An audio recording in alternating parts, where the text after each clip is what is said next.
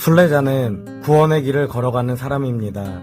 여러분은 구원의 길을 걸어가고 있습니까?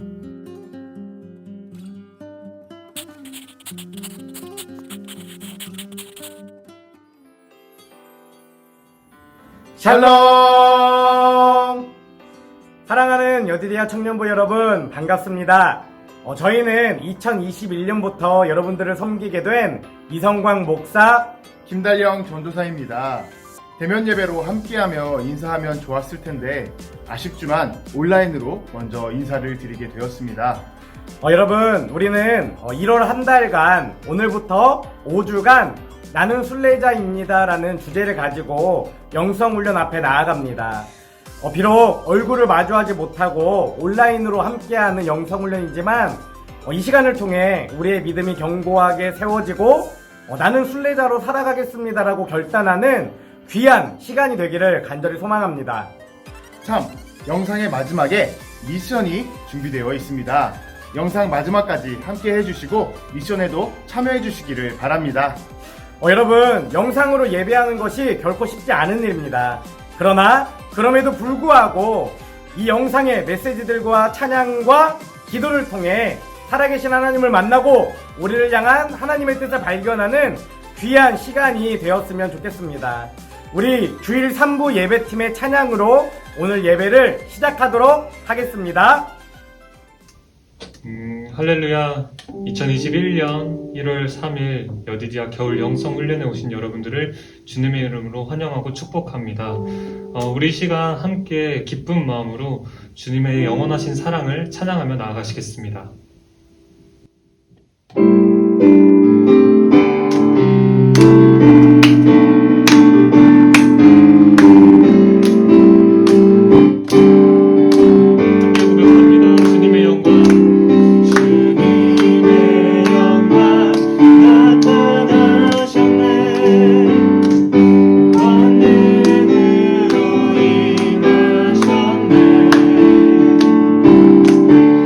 주는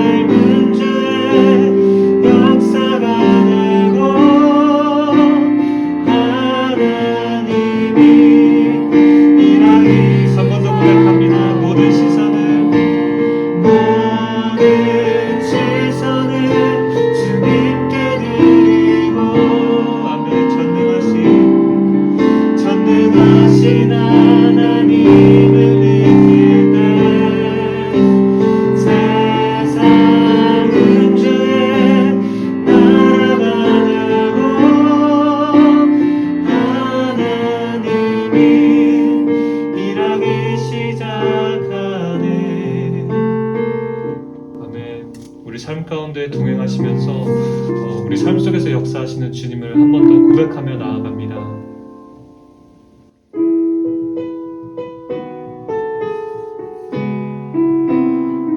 주님의 그 크신 그리고 그 선한 능력을 함께 고백하며 나아갑니다. 주 선한 능력으로 안으시네 그 크신 팔로 날 붙드시네 절망 속에도 흔들리지 않고 사랑하는 주 얼굴 우리 함께 한 번 더 고백합니다. 주 선한 능력으로 주 선한 능력으로 안으시 아멘 그 크신 팔로 날 붙드시네 절망 속에도 흔들리지 않고 사랑하는 주 얼굴 구하리 선한 능력으로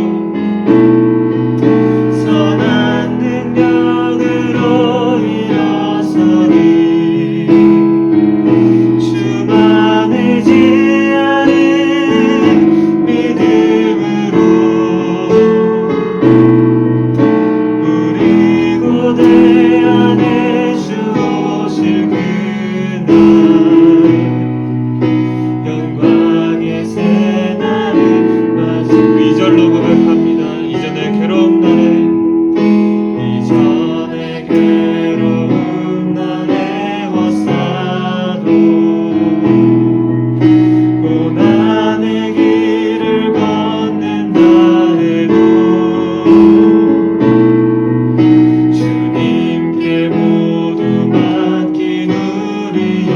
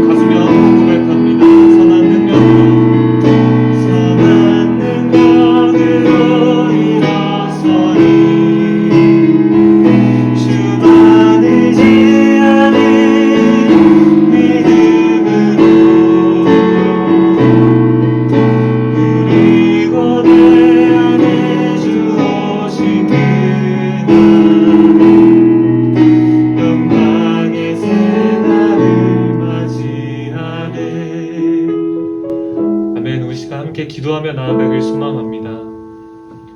선한 능력으로 우리를 삶 속에서 일으키신 주님, 우리가 주님의 이름을 붙잡고 나아갈 때, 우리가 주님의 이름을 발견하고 그 삶 속에서의 영광을 찾아 헤매일 때 주님께서 우리 삶을 인도하심을 믿으며 고백하며 나아갑니다. 우리 시간 같은 마음으로 주님 앞에 기도하며 나아가시겠습니다. 사랑이 받으신 주님, 우리 삶 가운데 동행하여 주시고 붙잡아 주시어서 내 삶의 주님의 길을 발견케 하시는 주님을 따라가길 소망합니다. 아버지께서 붙잡아 주시는 그 길을 따라갈 때 주님께서 보여주시는 우리 삶의 길을 찾을 수 있도록 함께 하시옵시고, 특별히 선한 능력으로 우리 삶 가운데 이렇게 세우실 때 나의 삶을 통하여서 하나님이 기뻐서 부르셔서 하나님의 영광을 돌리고 드리는 중요한 자녀로 살 수 있도록 함께 하시옵소서.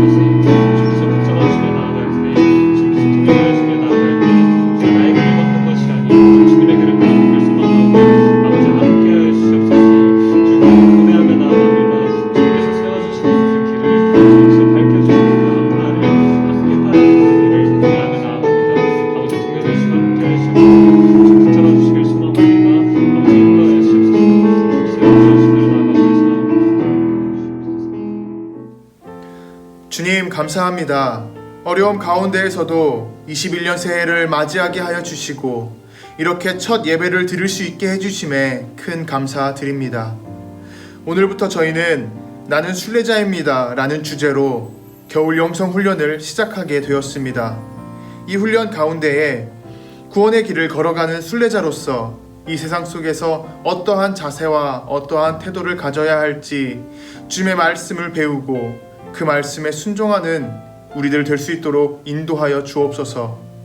또한 어떠한 어려움과 어떠한 방해 속에서도 주님을 향한 그 발걸음을 늦추지 않는 결단을 가질 수 있도록 역사하여 주옵소서. 주님, 비록 주님의 전에 모이지 못하고 얼굴을 마주하며 교제하지 못하지만 어디에 있든지 주님의 이름으로 하나 될 수 있도록 주님께서 큰 은혜 내려 주옵소서. 이 영성훈련 5주간의 기간 동안 주님께서 언제나 함께하여 주시고 지켜주시고 보호하여 주실 것에 감사드리며 예수님의 이름으로 기도드렸습니다. 아멘. 주 선한 능력으로 안으시네.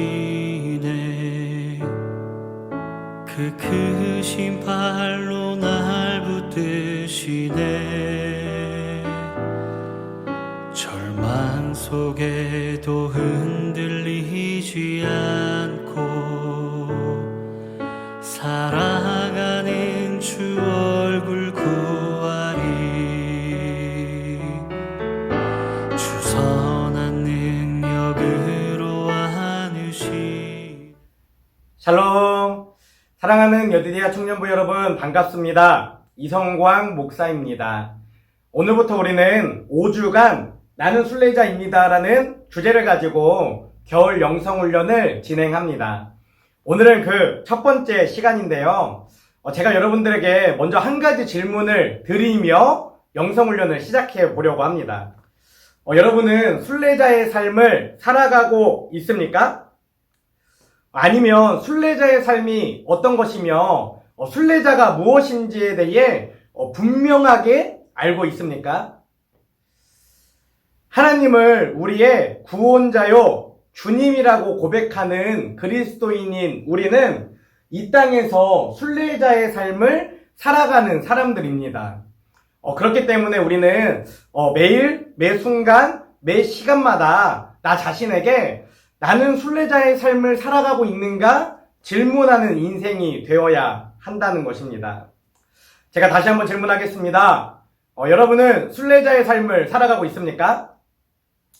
앞으로 말씀을 나누는 5주간 여러분들이 이 질문을 계속 여러분의 마음속에 품기를 원합니다. 그리고 한 주 한 주 말씀을 통해 순례자가 무엇이며 순례자의 삶이 어떤 것인지 여러분들이 그것을 깨닫고 마지막 5주차의 말씀이 끝났을 때는 순례자로 살아가기를 결단하고 순례자의 길 가운데에 서는 우리 여디디아 청년들이 되기를 간절히 소망합니다.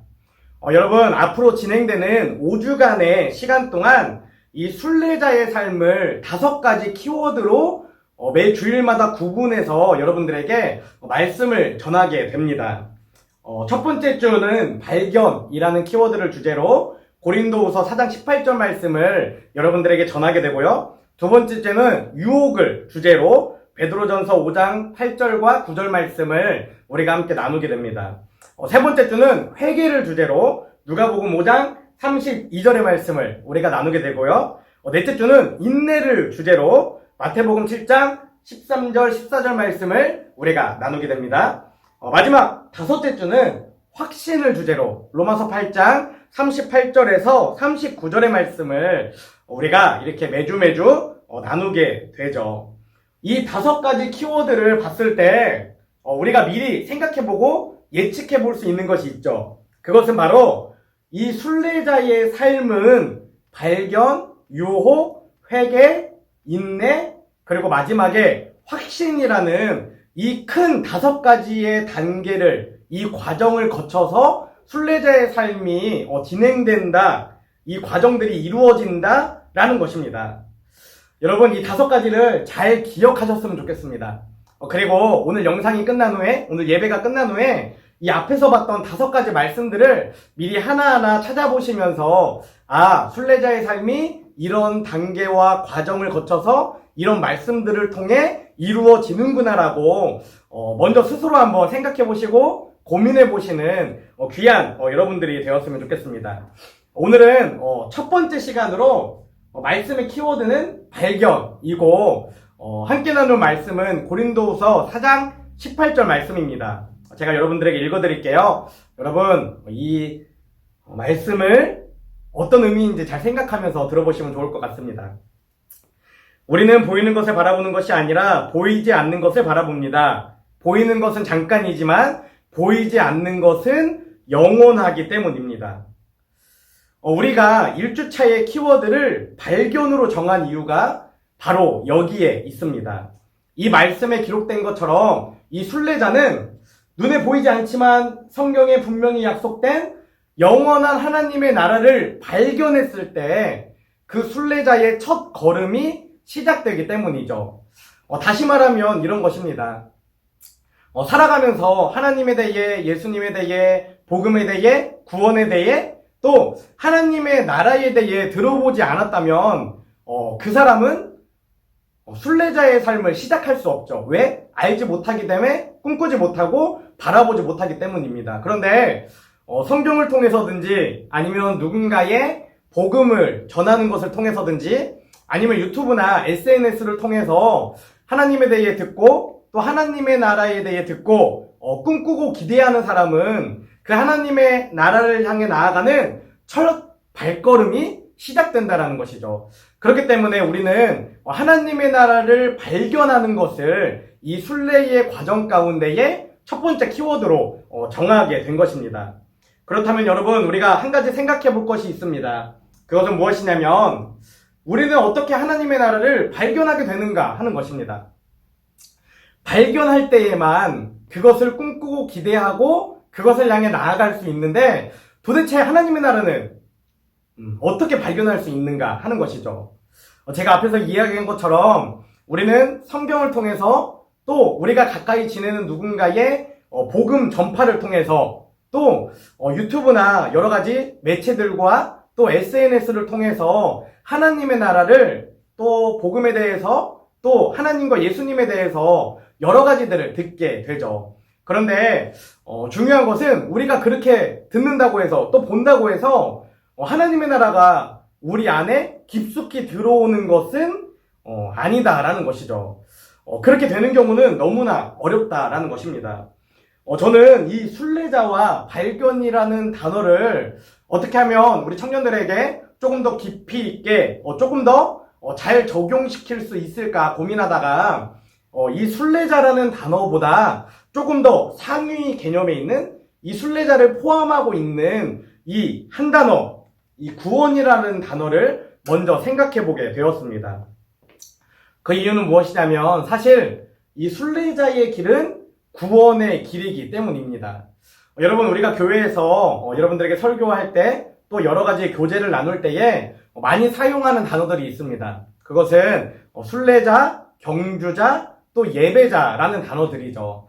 우리가 이렇게 다양한 단어들로 또 다양한 모습들로 표현했지만 사실 그 모든 것들은 구원을 향해 나아가는 구원의 길들에 대한 다른 표현들이죠. 그렇기 때문에 저는 오늘 여러분들에게 말씀을 나눌 때에 순례자나 순례의 길이라는 단어보다는 이 순례자를 포함하고 있는 구원에 대해서 또 구원의 길에 대해서 먼저 큰 개념들을 함께 나누는 시간을 가져보고자 합니다. 여러분, 오늘 말씀에 가장 중요한 것은 구원과 구원론과 구원의 길, 그러니까 구원에 대해 우리가 어떻게 이해하고 있는지, 어떤 생각을 가지고 있는지, 내가 어떤 구원론을 가지고 있는지를 스스로 점검해보는 귀한 시간이 되기를 원합니다. 여러분, 지난 2018년 청년부 여름캠프 혹시 기억하고 있나요? 동구 청소년 자연수련관에서 라인업이라는 주제를 가지고 진행된 캠프였습니다. 아마 사진을 보시면서 이때 기억이 나고 참 기쁘고 행복했던 순간들을 생각하는 청년들이 많이 있을 건데요. 그때 제가 한 소그룹을 인도했었는데 아마 이 5명의 청년들 중에 한 명이 저에게 이런 질문을 했던 것을 제가 기억합니다. 그 질문은 무엇이냐면 한 번 구원은 영원한 거 아니에요? 라는 질문이었습니다. 여러분은 어떻게 생각하시나요? 한 번 구원은 영원한 구원이라고 생각하고 있습니까? 그러니까 내가 예수님을 만나고 예수님을 나의 주인으로 고백하고 예수님이 나를 구원하셨다는 그 확신을 갖게 된다면 그 구원이 내가 죽는 그 순간까지 영원히 유지되는가, 지속되는가, 한 번 구원은 영원한 구원인가에 대해 질문하고 있는 것입니다. 여러분은 어떻게 생각하시나요? 한 번 구원은 영원한 구원이라고 생각하고 있나요? 아마 고민해보신 청년들도 있을 것이고 처음 이런 질문 앞에 서는 청년들도 있을 것입니다. 그런데 이 질문은 너무나 중요한 질문이죠. 왜냐하면 우리의 신앙생활 가운데 또 우리의 믿음 가운데에 구원을 빼고서는 그 어떤 것도 사실 큰 의미가 없기 때문입니다. 우리가 오늘 신앙을 지키며 믿음을 지키며 살아가는 것, 그것은 우리와 함께 하실 하나님이 우리에게 주신 그 구원을 맛보기 위해 또 그 구원의 길을 얻기 위해 오늘을 살아가고 있는 것이기 때문이죠.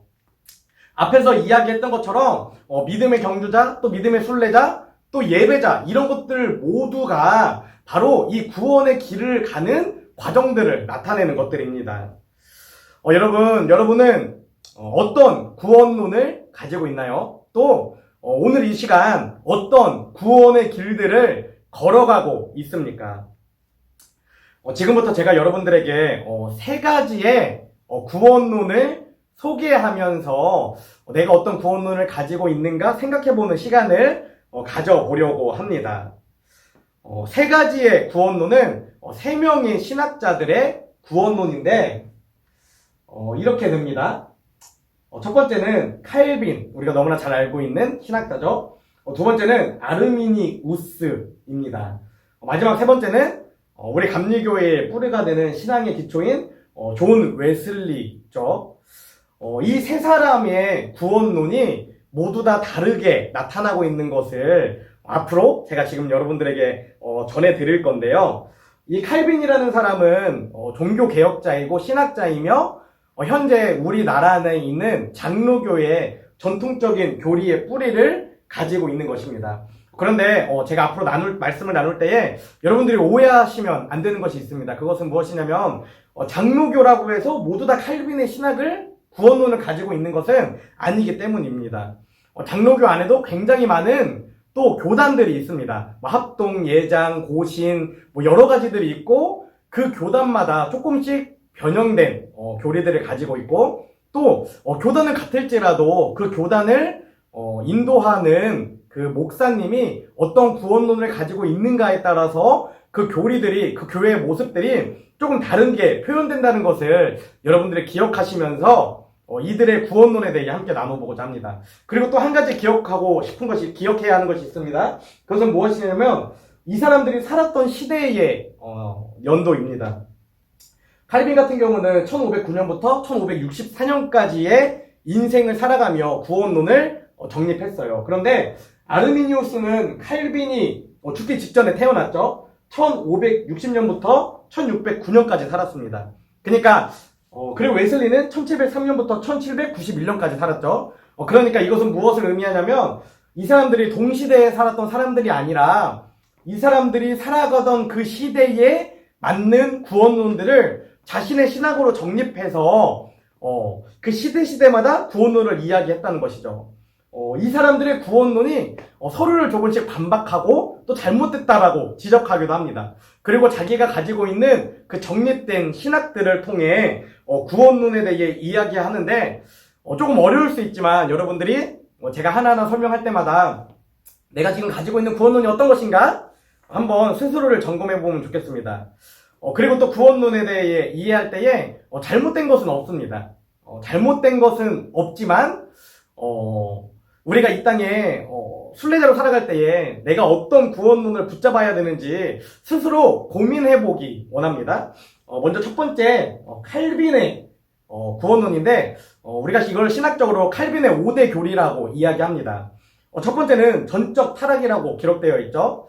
그러니까 칼빈은 이 세상에 있는 모든 사람들을 전적으로 타락한 사람이다라고 표현했다라는 것입니다. 이 전적 타락에 대한 성경적 근거가 있는데요. 창세기 6장 5절 말씀입니다.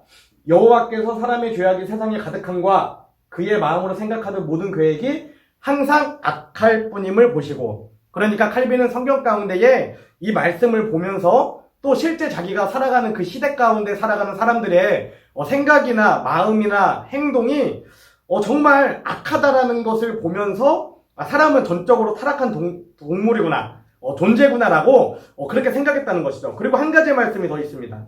로마서 5장 12절 말씀인데요. 우리가 원죄에 대해 이야기할 때 분명한 근거로 사용되는 말씀이죠. 그러므로 한 사람으로 말미암아 죄가 세상에 들어오고 죄로 말미암아 사망에 들어왔나니 이와 같이 모든 사람이 죄를 지었으므로 사망이 모든 사람에게 이르렀느니라. 아멘. 그러니까 칼빈은 이 두 가지 성경 말씀과 그 시대를 살아가는 사람들의 모습을 통해서 첫 번째 분명하게 명시한 것이 모든 사람은 전적으로 타락한 존재이다라고 이야기했다는 것입니다. 그리고 구원에 대해 이렇게 이야기했습니다.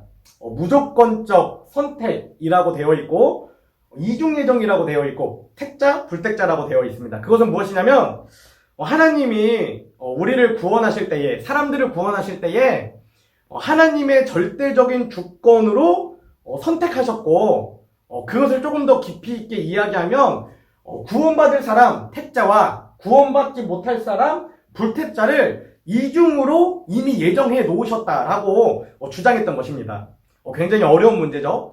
아마 칼빈이 이 시대를 주장했을 때 교회 안에 있는 사람들은 자신 스스로를 나는 구원받은 사람이다, 택자라고 생각했을 것이고, 또 교회에 다니지 않는 사람들을 불택자, 구원받지 못하는 사람들로 생각했던 것 같습니다. 또 칼빈이 이렇게 주장했던 근거 말씀이 요한복음에 기록되어 있는데요. 이런 말씀입니다. 너희가 나를 택한 것이 아니요 내가 너희를 택하여 세웠나니.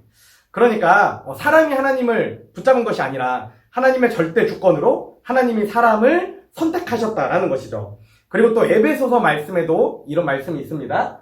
곧 창세전에 그리스도 안에서 우리를 택하사.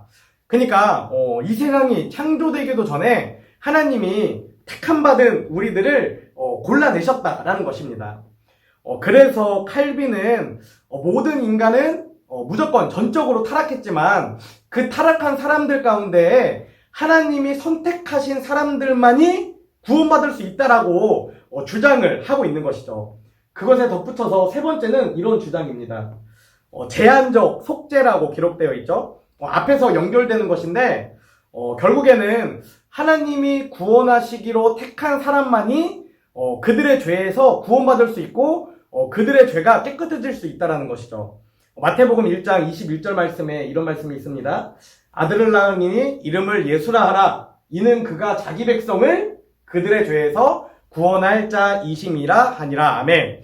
이 말씀 가운데에 칼빈은 그가 자기 백성을, 그러니까 택한 백성들만을 위해서 예수님께서 이 땅에 오셨다라고 제한된 속죄, 제한된 사람들만을 위한 대속의 역사와 은혜를 주장하고 있는 것이죠. 그래서 이렇게 이어지는 세 번째에 네 번째로 이런 글이 있습니다. 하나님이 주신 이 제한적 속죄까지가 불가항력적이다라는 것입니다. 그러니까 하나님이 선택하신 사람은 반드시 하나님이 주신 은혜를 받게 된다라는 것이죠. 이것의 근거는 요한복음 6장 37절 말씀입니다. 아버지께서 내게 주신 자는 다 내게로 올 것이요. 어떤 사람, 단 한 사람도 예외 없이 하나님이 선택한 사람은 반드시 예수님께로 나아가게 되고 예수님이 주신 은혜를 받게 된다는 것입니다.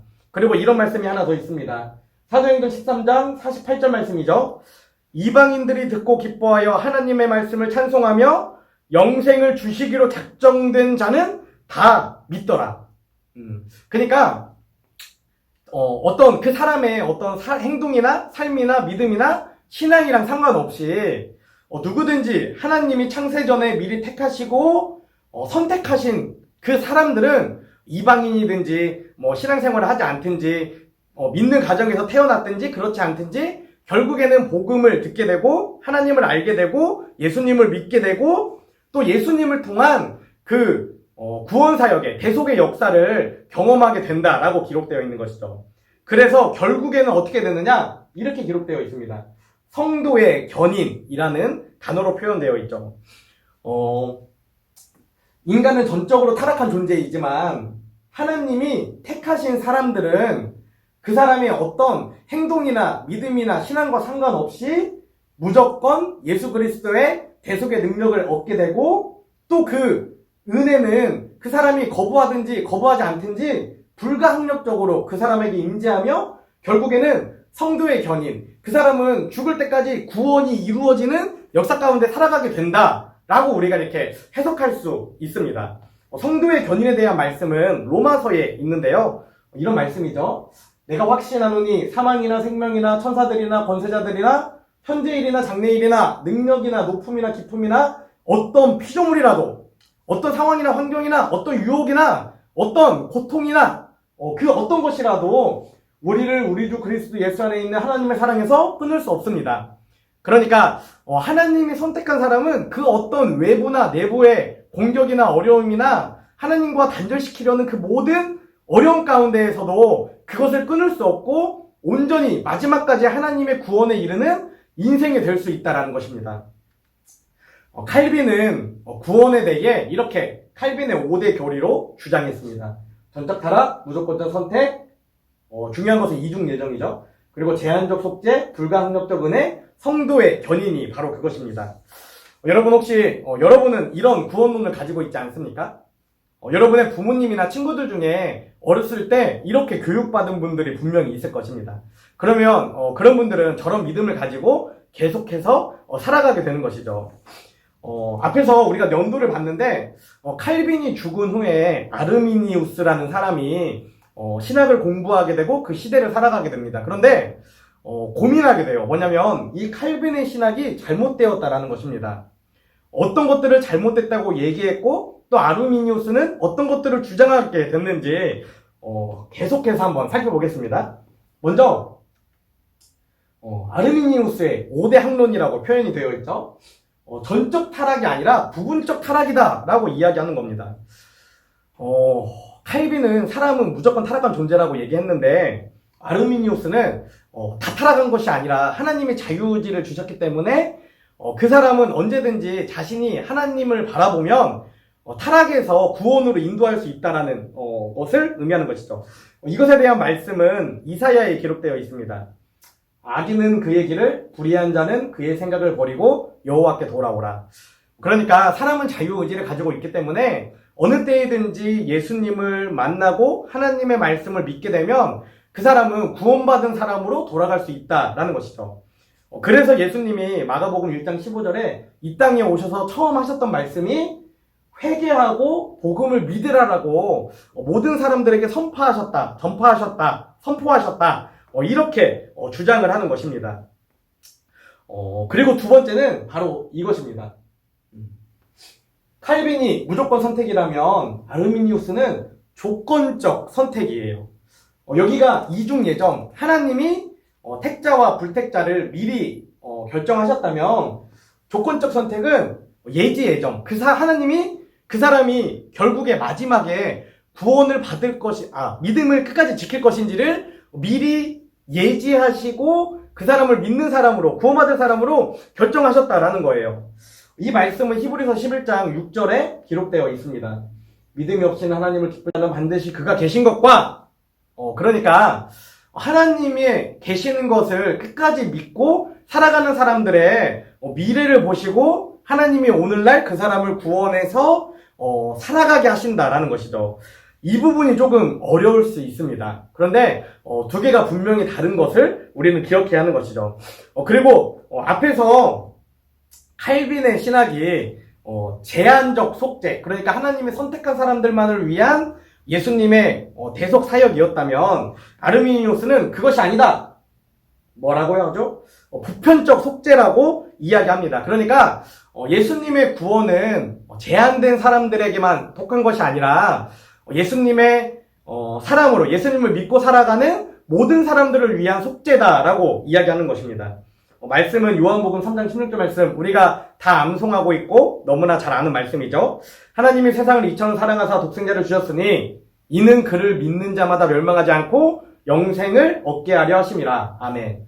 그러니까 누구든지 하나님을 믿는 사람은 예수님의 대속사역의 은혜를 가질 수 있다라고 주장하는 것입니다. 그리고 또 이렇게 이야기하죠. 하나님은 모든 사람이 구원을 받으며 진리를 아는 데에 이르기를 원하시느니라. 이 말씀을 근거로 아르미니우스는 칼빈에게 대해 하나님의 속죄는 제한적이 아니라 보편적으로 모든 사람에게 속해 있다라고 반박하고 있는 것입니다. 그리고 네 번째는 뭐죠? 칼빈은 선택된 사람들이기 때문에 그 하나님의 구원의 은혜가 불가항력적, 거부할 수 없다라고 이야기했는데 아르미니우스는 저항이 가능하다. 그 은혜를 거부할 수 있다라고 주장하고 있는 것입니다. 요나서 2장에 이런 말씀이 있습니다. 거짓되고 헛된 것을 숭상하는 모든 자는 자기에게 베푸신 은혜를 버렸사오니. 그러니까 우리가 오늘 예수님을 믿고 주로 고백하고 살아가기를 결단해도 내일 내가 세상을 바라보고 거짓을 행하면서 살아간다면 하나님이 나에게 주신 은혜를 버릴 수 있다는 것이죠. 그렇기 때문에 하나님이 우리에게 주신 은혜는 저항할 수 있다라고 표현하는 것입니다. 자, 마지막 뭐죠? 칼빈주의의 오대거리는 마지막까지 하나님의 은혜에 의해 그 사람은 결국에 구원에 이른다라는 것이었다면 아르미니우스주의 오대고리의 끝은 은혜로부터의 탈락이라는 단어를 쓰고 있습니다. 그러니까 하나님이 아무리 그 사람에게 구원을 주시고 또 그 사람을 사랑해 주셔도 그 사람이 계속해서 하나님을 멀리하고 세상을 향해 나아가고 거짓과 불의를 행한다면 하나님이 주신 그 은혜로부터 탈락할 수 있다 라는 것이죠. 이 말씀은 히브리서 6장에 기록되어 있습니다.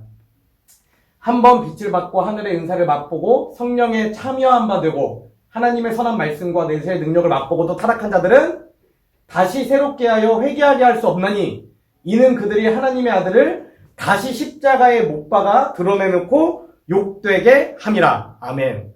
어떤 말씀이죠? 우리가 아무리 뜨겁게 하나님을 사랑하고 복음으로 살아가는 인생으로 변화되었어도 그가 다시 세상을 향해 나아가며 하나님을 외면하고 하나님의 뜻을 버리고 타락한 인생이 된다면 그는 다시 새롭게 해서 회개할 수 없는 인생이 된다라는 것입니다.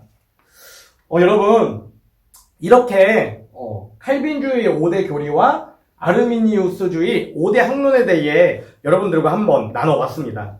이 두 명의 신학적인 그 주장들을 봤을 때 여러분은 어떤 것이 더 성경적이며 우리가 따르고 걸어가야 될 구원의 길이라고 생각이 드시나요? 저는 개인적으로 칼빈주의 선택된 사람만이 구원받는다라는 것은 잘못된 것인 것 같습니다. 왜냐하면 우리 모든 사람은 창세기에 기록된 것처럼 하나님의 형상과 하나님의 생기로 창조되어진 너무나 아름다운 존재들이기 때문이죠. 또 에베소서에 기록되어 있는 것처럼 하나님은 우리를 하나님의 작품으로 만드셨고 또 그 이유가 이 땅에서 하나님의 선한 일을 하도록 창조하셨기 때문입니다. 그런데 그 말씀 가운데에 선택이라는 단어는 없습니다. 하나님은 모든 사람들을 사랑하셨고 모든 사람들을 위해 예수님의 모습으로 이 땅 가운데 오셨고 또 성령님으로 우리와 동행하시며 우리가 하나님의 나라 구원을 향해 나아가는 인생이 될 수 있도록 지금 이 순간에도 우리를 인도하시고 우리와 함께 하시기 때문이죠. 제가 전에 이 두 가지를 가지고 함께 이렇게 성경 공부를 한 적이 있습니다. 그런데 그때 한 학생이 여기까지만을 보고 저에게 이렇게 질문하더라고요. 무엇이냐면 목사님, 칼빈의 5대 교리가 제가 지금까지 알고 있었던 구원의 방법이었다면 아르미니우스주의 이 5대 항로는 앞으로 제가 살아가야 할 구원의 길인 것 같습니다 라고 이야기했어요. 그런데 제가 그 친구의 그 이야기를 듣고 고민을 많이 했습니다. 제가 조금 걸렸던 부분, 저에게 조금 고민이 되었던 부분은 무엇이냐면 여기에요. 예지 예정. 하나님이 우리가 죽기 직전까지 어떤 믿음을 가지고 살 것인가를 미리 보시고 믿음을 지키는 사람은 구원하시고 믿음을 지키지 않는 사람은 버려놓으셨다라는 것이죠. 제가 이것을 보면서 이런 생각을 했어요. 그러면 결국 구원은 하나님이 우리에게 주시는 선물이 아니라 우리가 우리의 노력으로 이루어가는 우리의 노력으로 얻어내는 것이 아닌가? 이런 고민을 하게 된 것입니다. 여러분은 어떻나요? 예지 예정 우리의 믿음을 보시고 우리를 구원하신다면 우리가 정말 철저하게 내가 내 생각이나 내 노력으로 내가 정말 거룩하게 살아간다면 하나님이 나에게 구원을 주실까요? 물론 주시죠. 근데 그 과정이 너무나 복잡하고 어려운 것입니다. 제가 고민하고 있을 때에 제가 신학 공부할 때도 물론 저는 감리교단이기 때문에 감리교의 뿌리가 되는 웨슬리 목사님의 그 구원의 길을 정말 많이 공부해 봤습니다. 세 개가 있는데 이 두 가지와는 또 다른 구원의 길입니다. 아르미니우스와는 조금 비슷하지만 또 다른 구원의 길인 것이죠. 여러분들 한번 보시면 좋겠습니다.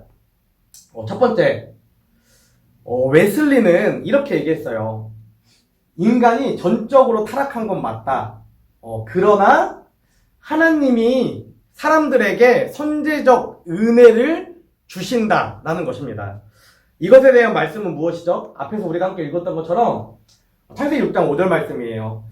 웨슬리도 모든 사람이 타락하고 그의 생각들이 더럽다라는 것을 그도 알고 있었고 고백하는 사람이었다라는 것입니다. 그렇기 때문에 웨슬리 또한 전적으로 사람은 타락한 존재다 라고 분명하게 이야기했습니다.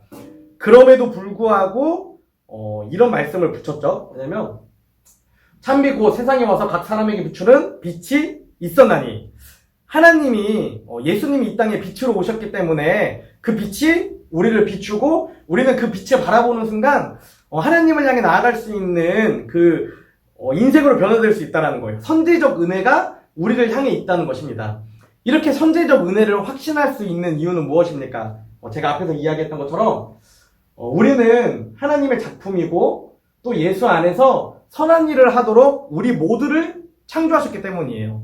그렇기 때문에 지금 우리가 함께 예배하든지 예배하지 않든지 또 예수님을 알고 있든지 알고 있지 않든지 세상에 빠져 있든지 아니면 교회에서 신앙생활하고 있든지 그런 것이 중요한 것이 아니라 사람이라면 인간이라면 정말 그 사람이 언제든지 하나님이 비추는 그 빛을 바라봤을 때에 우리랑 똑같이 신앙생활하는 그리스도인으로 변화될 수 있다라는 것입니다.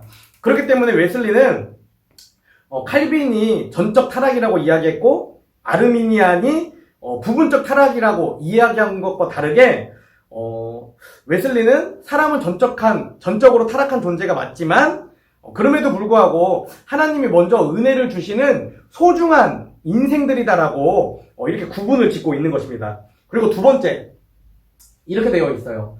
복음적 신인 협동설입니다. 그러니까 이것은 무엇이냐면 구원에 대한 모든 주권은 하나님에게 있습니다. 사람은 그 사람의 노력이나 공로로 의해 구원을 얻는 것이 아니에요. 하나님의 모든 사람들에게 구원을 주셨기 때문에 사람은 이 땅 가운데의 그 말씀을 붙잡고 최선을 다해 하루하루 살아간다면 그것이 구원으로 가는 길이 된다라는 것입니다. 이것에 대한 근거는 바로 이것입니다. 디모데후서 3장 14절 말씀, 그러나 너는 배우고 확신한 일에 거하라. 무슨 말이죠? 성경을 통해 또 말씀을 통해 여러 가지를 통해 배운 그 하나님의 말씀을 확신하고 그 말씀을 따라 살아가는 인생이 되라 라는 것입니다. 그리고 빌립보서 2장 12절에 이런 말씀이 있습니다. 그러므로 나의 사랑하는 자들아, 너희가 나 있을 때뿐 아니라 더욱 지금 나 없을 때에도 항상 복종하여 두렵고 떨림으로 너희 구원을 이루라 라는 것이에요. 그러니까 웨슬리의 구원론에서, 구원의 길에서 우리가 중요하게 생각해야 되는 것은 무엇이냐면, 칼빈은 택자와 불택자를 이미 정해졌다라고 이중예정으로 분명하게 얘기합니다. 아르미니우스는 하나님이 그 사람의 믿음을 보시고 구원받을 사람을 선택하셨다라고 예정을 강조해요. 근데 웨슬리는 이미 구원을 얻은 것처럼 이야기하고 있는 것이 아닙니다. 하나님은 모든 사람에게 구원을 선물로 주셨습니다. 사람은 그것을 기억하고 하나님의 뜻을 따라 살아가면 되는 거예요. 그 사람이 구원을 받느냐 받지 않느냐, 이건 무엇이죠? 하나님의 주권에 있기 때문에 지금 이 구원의 길 가운데에 그것에 대해 결정짓지 않는 것입니다.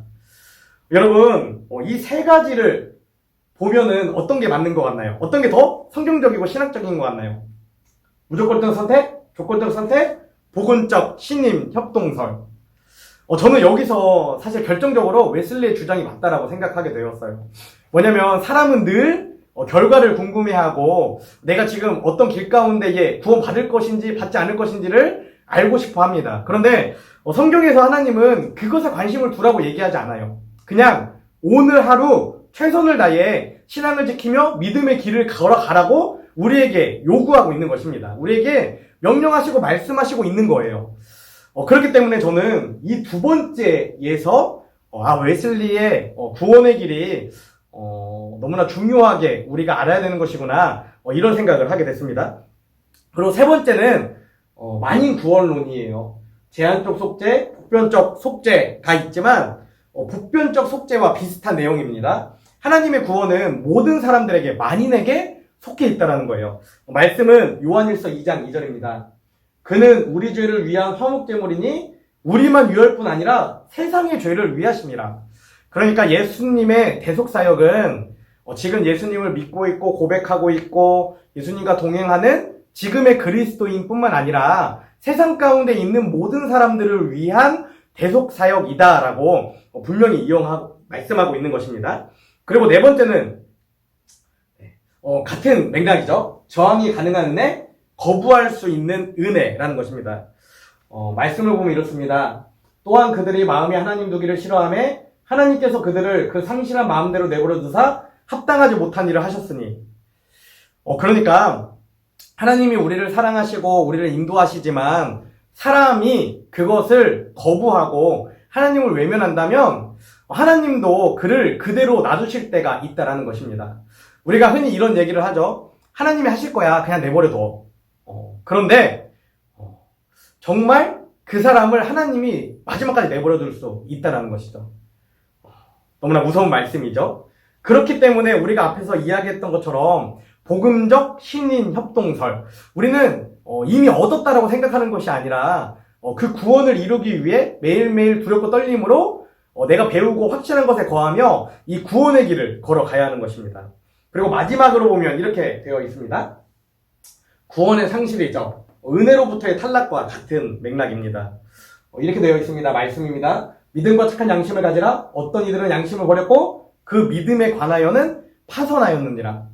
믿음이 없으면 구원을 받을 수 없죠. 하나님의 살아계심을 믿지 않는 사람은 구원을 받을 수 없습니다. 그렇기 때문에 이 말씀을 근거로 구원도 상실될 수 있다라고 이렇게 얘기합니다. 오늘 이 시간은 우리가 순례자에 대한 개념을 보다 더 정확하게 이해하기 위해 구원의 길에 대해 먼저 말씀을 나누었습니다. 앞에 제가 한 청년의 질문을 여러분들에게 나누었습니다. 한 번 구원은 영원한 구원입니까? 여러분, 오늘의 말씀을 들으며 어떤 생각을 가지게 되었나요? 또 어떤 고민들을 가지게 되었습니까? 정말 그 청년의 질문처럼 한 번 구원은 영원한 구원이다라고 여러분도 그렇게 생각하고 있나요?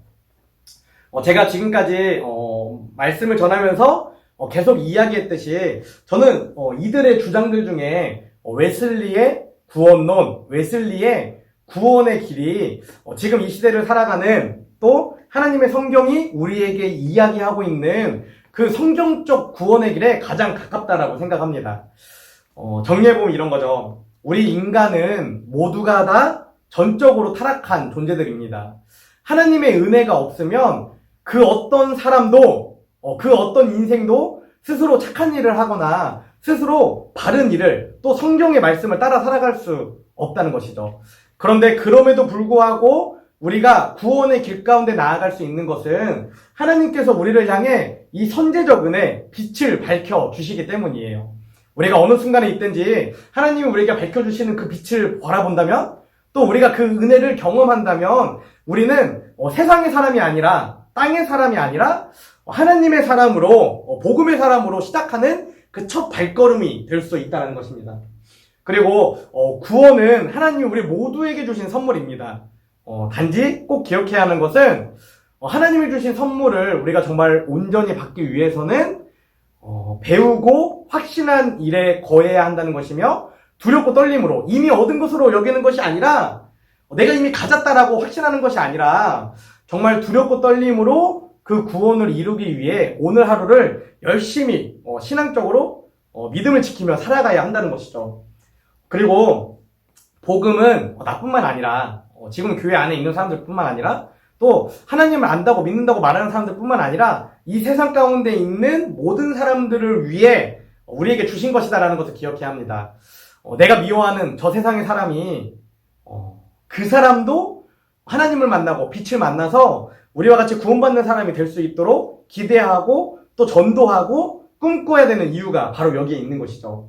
그리고 거부할 수 있는 은혜입니다. 우리가 아무리 오늘 이 시간 강한 믿음을 가지고 우리의 신앙을, 믿음을 고백한다 하더라도 우리가 정말 돌아서서 뒤로 세상을 바라보고 세상의 심취에 빠져 살아간다면 하나님이 아무리 우리에게 큰 은혜를 주셨어도 우리는 그 은혜를 거부하는 인생이 될 수밖에 없다라는 것이고 그 은혜를 계속해서 거부한다면 우리 역시 지금 교회에 다니고 하나님을 주로 고백하고 찬양하고 뜨겁게 신앙생활하는 우리 역시 하나님이 우리에게 선물로 주신 그 구원을 상실할 수 있는 너무나 연약한 존재이다 라는 것입니다. 여러분, 제가 방금 마지막에 정리한 저 웨슬리의 구원의 길에 대해 한 주간 잘 고민해 보시고 여러분들이 가지고 있던 구원론이 지금까지 어떤 것이었는지 점검해 보시고 앞으로 어떤 구원론을 가지고 살아가야 되는지에 대해 한번 생각해 보면 좋겠습니다. 오늘은 나는 순례자입니다라는 주제의 첫 번째 시간으로 이 구원론에 대해 나누었습니다. 순례자의 길은 곧 구원의 길이기 때문에 내가 어떤 구원론을 가지고 살아가는가가 내가 어떤 순례자의 길을 걸어가는가에 너무나 중요한 척도가 되기 때문이죠. 여러분, 한 주간 보내면서 앞에서 함께 봤던 표를 계속해서 생각해 보시고 자기 자신을 잘 점검해 보시기 바랍니다. 다음 주 이어지는 말씀은 우리가 마지막에 함께 나누었던 우리 감리교회의 뿌리인 존 웨슬리 목사님의 그 구원의 길을 그 5가지를 조금 다른 용어로 우리가 조금 익숙한 용어로 바꿔서 구원의 과정들이 어떻게 이루어지는지를 조금 깊이 있게 나누는 시간을 가질 것이고 원래 오늘 첫 번째 키워드였던 발견이라는 그 주제와 또 다음 주 키워드인 유혹에 대해서 조금 깊이 있게 나누는 시간을 갖도록 하겠습니다. 여러분, 한 주간도 삶 가운데에 승리하시고 깊이 있게 고민하시는 여러분이 되었으면 좋겠습니다. 다음 주에도 영상을 통해 다시 만나기를 기대합니다. 우리 이 시간 함께 기도하겠습니다. 오늘도 살아계시며 우리의 삶을 역사하시는 하나님 감사합니다. 하나님께서 사랑하시는 우리 여디디아 청년들, 1월 한 달간 나는 순례자입니다라는 주제를 가지고 영성훈련을 진행하며 나아갑니다. 오늘은 그 첫 번째 시간으로 우리가 가지고 있는 구원론에 대해 점검해보는 시간을 가졌습니다. 하나님, 바른 신학을 가지고 바른 성경적 견해를 가지고 살아가는 것이 너무나 중요한 이 시대입니다. 오늘의 말씀을 기억하며 자기 스스로가 어떤 구원론을 가지고 있는지 또 어떤 구원의 길을 걸어가고 있는지를 고민하는 귀한 한 주간의 시간이 되게 하여 주시옵소서. 또 간절히 소망하기는 다음 주에 나누어지는 그 말씀을 통해서 우리가 어떤 구원의 길을 가야 하는지 분명히 확신하고 꽉 붙잡는 귀한 시간들이 되어질 수 있도록 귀한 우리 청년들로 훈련되어질 수 있도록 아버지 함께하여 주시옵소서. 너무나 혼탁한 너무나 어두운 세상 가운데 살아갑니다. 그러나 그럼에도 불구하고 하나님이 우리 한 사람 한 사람을 이 땅 가운데의 빛으로 이 땅을 밝히는 존재로 창조하시고 부르셨음을 기억하며 살아가는 우리 청년들이 되기 원하오니 아버지 함께 하시고 주님 인도하여 주시옵소서. 이제는 우리를 위해 이 땅에 오신 예수 그리스도의 은혜와 독생자를 보내주신 하나님 아버지의 크신 사랑과 날마다 우리를 보호 인도 승리케 하시는 성령님의 내주 교통하심이 이 시간 성경에 기록된 구원에 대해 배우고 깨달아 알며 성경적 구원의 길을 걸어가는 순례자가 되기를 결단하는 여디디아 청년들 한 사람 한 사람 위에 지금부터 영원까지 함께 하옵시기를 간절히 축원하옵나이다. 아멘.